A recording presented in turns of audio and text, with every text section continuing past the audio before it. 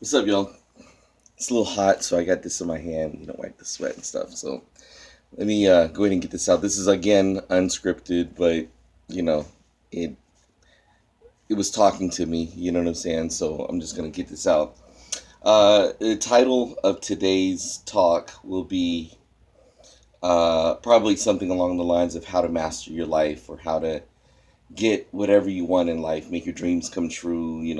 That kind of motivational talk, but it's not that rah, be positive and you can have it talk. To me, that's bullshit. This is really a video inspired by my kids. I have an 18-year-old and a 19-year-old. The 19-year-old is out doing his adult thing now. 18-year-old is just starting, and she and I are going back and forth probably for the last maybe 6 months, more seriously. You know what I mean? And it's coming close to retirement. I'm retiring in 3 weeks, and I kind of wanted. I timed it so that my kids would be good. They'd be off doing their thing. Contrary to what my siblings think, I'm not abandoning them. I've just raised what I think are independent children. My daughter needs a little bit more instruction, but I'll be close by for her. The big boy, the 19-year-old, he's straight, So anyway, uh,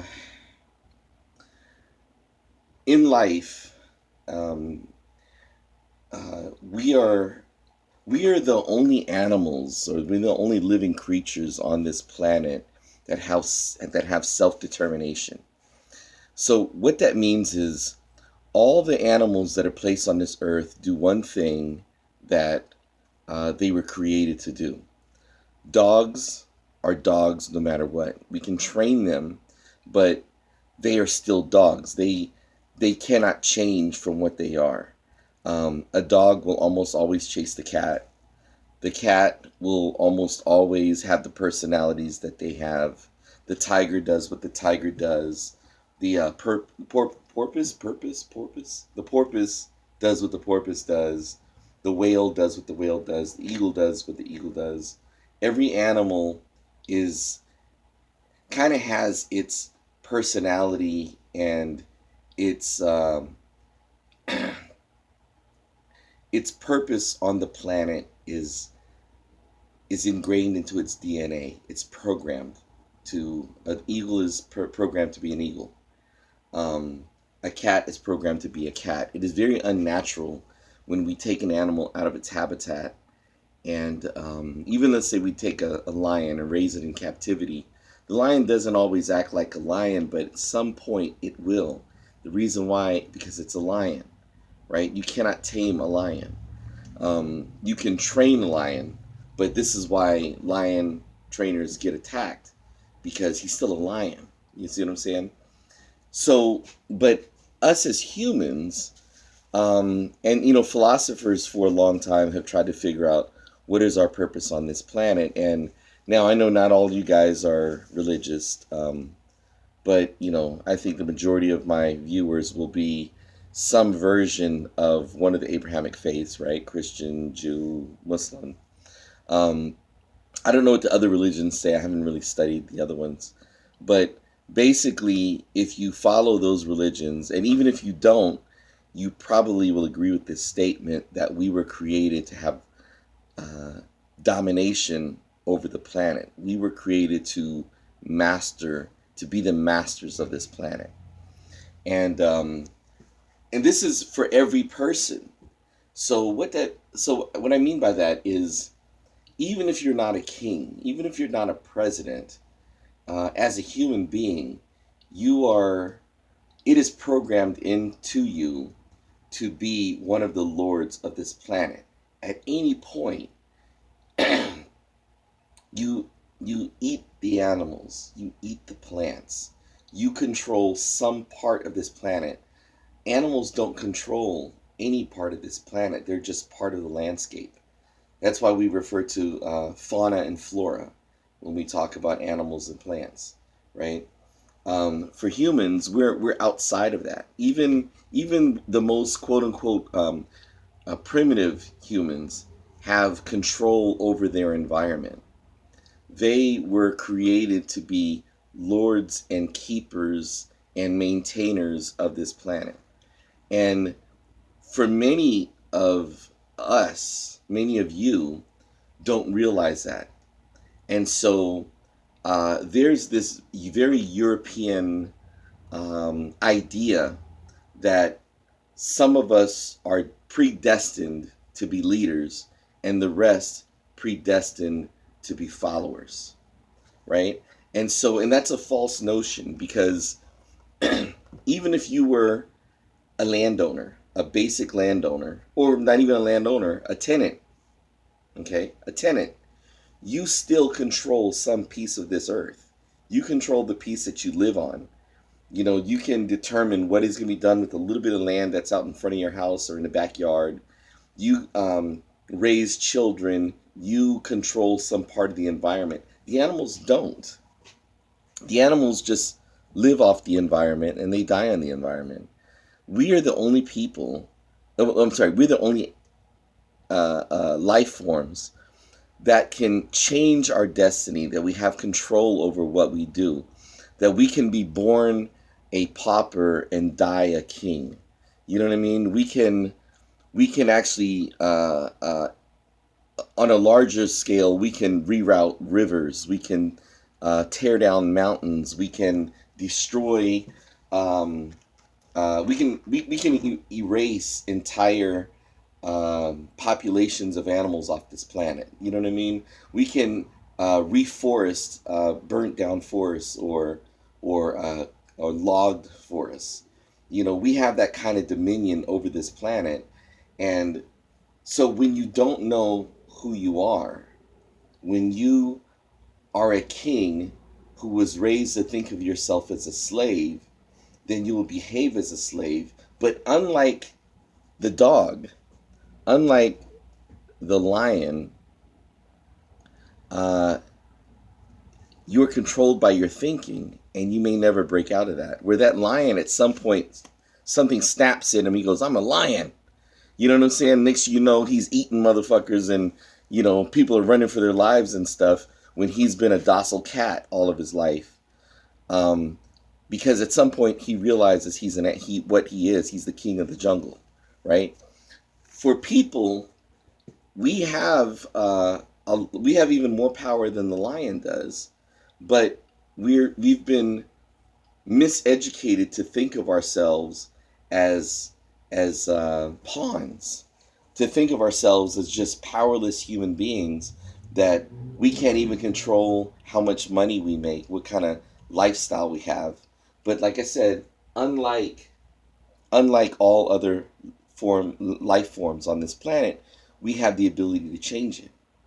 So if a lion is in a part of the where do the lions live? The savannah, where there's a drought and there's no animals, he doesn't have the power to bring back those animals, or even to relocate himself to where he can provide a living for him and his cubs.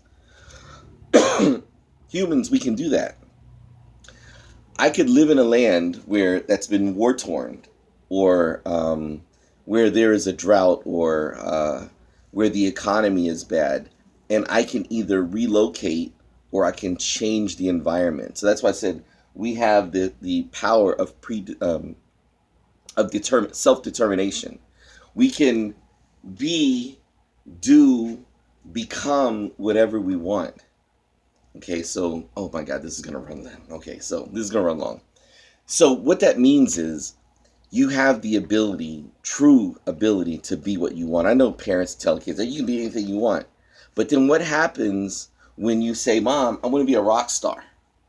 I want to be a music star." You know what mom does with her miseducation? Mom tells you, "Oh, that's good, honey. Let's just pick something that's more realistic, something to fall back on." Those words right there, something to fall back on. The biggest lie I told the kids when they're growing up. What we're telling children is the thing that you want for yourself, the thing that you're calling, that inner voice that's speaking to you as a child. Because most often we know what we are when we're young. When there are children who have been, since they were infants, run around the house carrying a football. You could throw anything at that kid, video games, ice cream cones, whatever. That child will gravitate towards football. Do you know why that is? Because what we are speaks to us even as infants. Sometimes it may come later, but as children, there's an inner voice that speaks to you. And Carl Jung, the psycho philosopher or whatever, the father of psychology, um, uh, he was before Freud. He refers to that as the ego. This is the inner self, the real you that's speaking, right? The one that in fits of anger or in drunkenness comes out, the one that you've been holding back, unless some great emotion hits you, is suppressed. And that's the one that speaks to you. And it's the one that tells you when you're a child that I want to be a violinist. I want to be a fencer. I want to be a karate teacher. I want to be a poet. I want to sing. I want to. I want to be a king. I want to. I'm drawn to the ocean. Or whatever I do, I want to be on the ocean. When I was a kid, I used to dream of the flight line because my dad was in the Air Force, and I always wanted to be in the flight. Um, when I went to the recruiter, I said, I don't care what the job is, I want to be on the flight line. And what I misinterpreted, my desire to be in the air, my desire to travel, you know, I thought I wanted to work on the flight line, but that wasn't what I was designed for. Now, I enjoyed my time in the military, but I knew that there was something about airplanes I was drawn to. Could be because I was born near a military base in the Philippines and I grew up listening to the sound of aircraft landing and taking off nearby. Could be because I'd gone to work with my dad and saw the people in uniform coming and going off the flight line. But I realized as I got older, it's travel. My dad gave me since I was a baby an ongoing subscription to National Geographic magazine. I've always been fascinated with other cultures, other countries, other people, languages, food, things like that. And um, unlike many of you, I didn't have voices telling me, don't do it. And so many of you do. Many of you have dreams. Maybe even if they're outrageous dreams, like I want to be a superhero, there's something to that. Maybe it isn't for you to become Superman or Captain Puerto Rico. Okay, maybe it isn't uh, for you to become a superhero, but there's something connected to that if that's your desire. The the the the will the desire to save people, to change the world, to be powerful. You understand what I'm saying? And so that inner voice starts to become muted as you get older. So, excuse me, it's teachers trying to talk you into um, a more uh, mediocre, or what they call a realistic career. You know what I mean? Well, why don't you become a firefighter instead, Johnny? If you want to save people, things like that. And you know, even though they mean well, sometimes they tell you out of fear. When black boys used to say, when I was a kid, I want to be president, our parents used to tell us, President Obama is not much older than me. And our parents used to say, honey, you can be anything you want. But when you start talking about becoming president, they say, well, let's investigate, other things. They talk you out of it is what they do. They really don't believe that you could become president. That's why they talk about the backup plan. Now, here's the thing about the backup plan. I agree we should have a backup plan. But I do not agree with pursuing the backup plan as if it was plan A. Do you understand what I'm saying? And how many times have you told your kid, or your parents told you, well, uh, whatever your dream is, I want to be an actor, or politician, or scientist, astronaut, and they say, well, let's do this to fall back on. And what do you do when you come out of school? Do you go after plan A, or do you go after the backup? Everybody goes after the backup. And that's the problem. You end up my age, 50 years old, looking back on the last 20, 30 years of your life, and you think to yourself, damn, I wonder what would have happened if I pursued my music, if I had pursued football. Maybe you played football in high school, you played football in college, you weren't good enough to go to the pros, or you got hurt, or your parents just straight up talked you out of it. You were told you were too short. That's what I was told. I was too short. Things like that. Um, Sometimes parents push you in a direction that they had dreams for you, and like I said, they do mean well, but they're misguided, because what they're doing is they're killing their children's dreams out of fear. What if it doesn't work out? You see? And you can't live a life led by fear. You have to live a life led by um, self reliance. You have to be a self reliant, self determined, self motivated, self driven person to get what you want. You must be disciplined, you must be focused, and you must be confident. The problem is, many people around us are not as confident, and they often talk you out of doing what you want to do because they don't think that you can do it. They don't think you're smart enough. They don't think they have the resources to help you do it.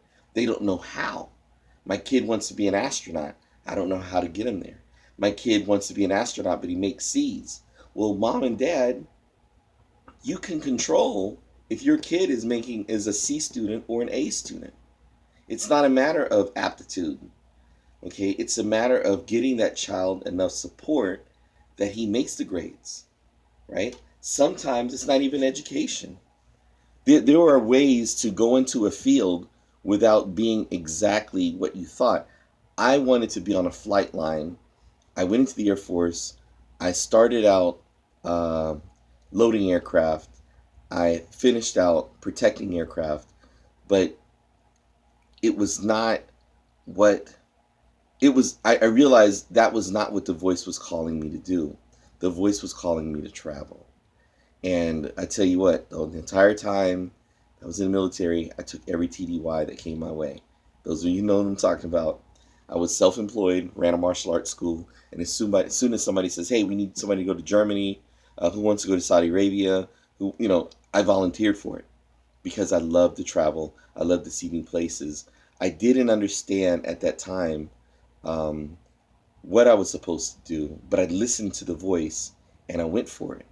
And so when I used to talk about leaving Washington, D.C., y'all thought it was crazy, right? And I saved up my money and gave up my place, and I saved up, a nice little chunk of money in a very short period of time, just as I did in this last 5, 6 years, to get what I want. To get what I want, I am self-determined. I'm self-motivated. I'm disciplined. I have pain tolerance, and I'm not afraid of struggle. Not afraid of hard work, and I'm self-confident. I'm self-reliant. So, sorry, I'm not here to talk about myself.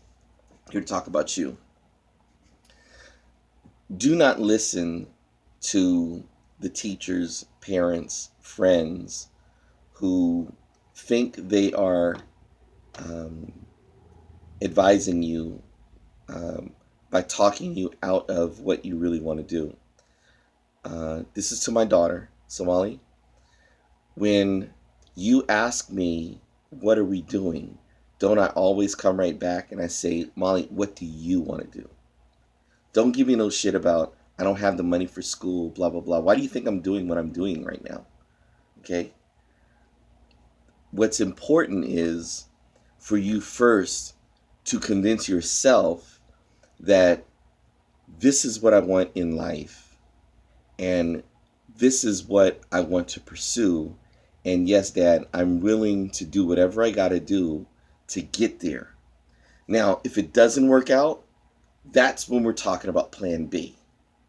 Okay? So if you want to be a world-class violinist, why the fuck are you working at Taco Bell?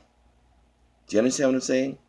Unless the plan is to take the money from Taco Bell and push it in the direction of violin. Okay, so that's what I'm talking about.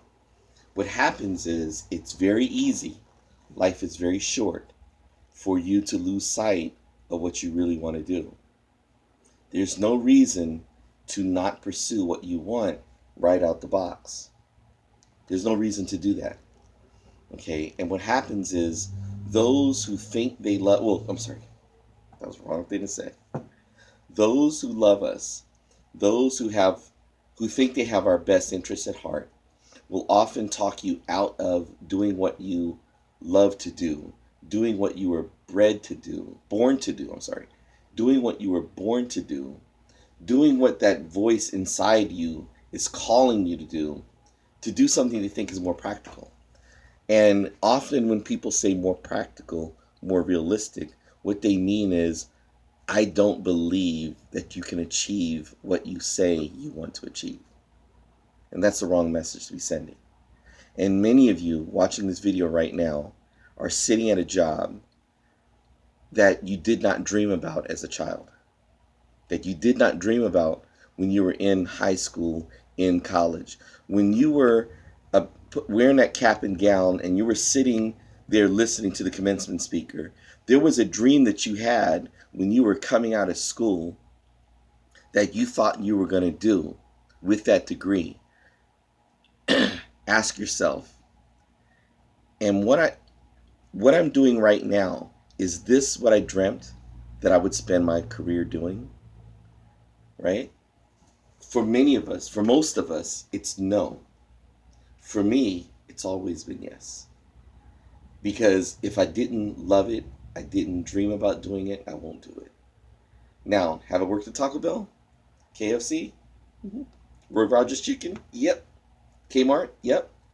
But I did that with a purpose. I did that for the purpose of saving money to put back towards my goal. I have never, ever, ever not pursued my dreams. When I decided that I wanted to be a slam poet, those of you know me, you know that I saved money for 2 years and I financed my own poetry journey. I went to Poetry Nationals, the slam poetry slam nationals. I forgot what it was called, in Albuquerque. Made the Sacramento Slam team. That's what I'm talking about. That you don't listen to nobody saying you can't do this. And I made a living with poetry. I got hired out to recite poetry at functions. I actually got my first, well, that wasn't my first speaking experience, but I got some motivational speaking experience as a poet. Okay, I paid my rent using money I got from poetry. I performed poetry at weddings and anniversary parties and what do they call that? Baby showers. Okay, so, excuse me, that whatever you want in life, there is a way for you to make a living off of it. You have to fully investigate that first before you pursue plan B. Pursue plan A first. Okay, you were born to do something. There's a voice inside your head calling you, telling you, I want to do this. And you dream about it and you think about it. But then what happens is people will come along and they will talk you out of it. They will dissuade you from pursuing what you want. And most often it's because they didn't pursue their goals, because they didn't have enough confidence to pursue what they wanted out of life. So now they pass that insecurity on to you. Okay, many of your teachers that told you, hey, look, it's a very small number of football players that make it to the pros. That teacher, I can almost guarantee you, had a dream when they were younger that they wanted out of life and they didn't achieve it. And now they're sitting here talking you out of it. You understand? And I hate to say this, but very often it's our parents that do that. Sometimes our parents had a dream for you. They wanted you to become a doctor because they didn't become doctors, or they wanted you to become football players because they didn't become football players, or whatever. Okay? But you have to listen to your voice first. You have to pursue what drives you first. And if it's a matter of not knowing how to get there, well, see, that's where self-motivation and self-determination comes in. Because many people who pursue great things didn't know how to pursue them. There was nobody to say, hey, Michelangelo, let me show you how to be a world-class famous painter, right? Nobody went to the Wright brothers and taught them how to build a plane. They just had to figure it out on their own. So you can find out how to achieve your dream, but you have to spend the time and the energy pursuing it. You have to discipline yourself and use every waking moment that you have to achieve it. And if you don't know how to do it, then find out. Okay, but don't allow yourself to be sidetracked and pushed in a direction that you really don't want to go simply because you don't think you can make it. That is a fear-based life. That's a fear-based life. I am going with plan B because I'm afraid that plan A is not going to work out. If you live that way, I guarantee it, you will never achieve what you want out of life. Okay? The most successful of us are focused with a laser-like, pinpointed focus for our dreams and ourselves, or for our lives. And if you pursue anything else, it takes energy away from, energy and resources away from that thing that we want. Okay, so for my kids, I've always said the same thing. I'm not going to tell you what to study in school. I'm not even going to make you go to school if that's not what you want. But I am going to insist that you pursue what you want. Okay, now, out of anybody on this planet, you guys, my kids, should be pursuing and achieving what you want out of life because you have a dad like me.